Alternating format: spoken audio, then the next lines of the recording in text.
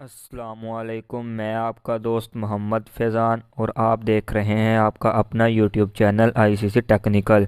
और आज की वीडियो का टॉपिक है कि एक माइक्रोवेव अवन की माइका शीट को चेंज करने का मुकम्मल तरीका।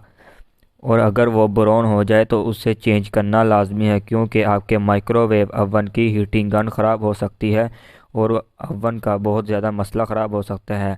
वो कहाँ पर लगी होती है और उसको चेंज करने का मुकम्मल तरीका मैं आपको इस वीडियो में बताऊंगा। तो चलिए वीडियो को स्टार्ट करते हैं।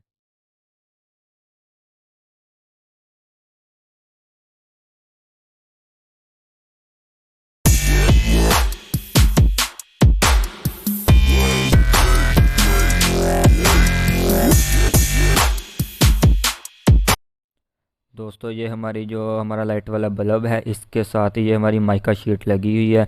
ये आप देख सकते हैं कि ये बिल्कुल ब्राउन हो गई है और ये ऊपर से सड़ भी गई है। और इसको आमतौर पर लोग अबरक भी कहते हैं। और इसको आपने निकाल लेना है और ये आपको मार्केट से आसानी से मिल जाएगी। इसको चेंज करना लाजमी है, क्योंकि ये अगर ब्राउन हो जाए और आप इसको ऐसे ही चलाते रहें अवन को, तो ये हमारी हीटिंग गन को ख़राब कर देगी। और आपने इसके साइज जितना पीस काट लेना है और काट के इसको वहाँ पे वापस लगा देना है।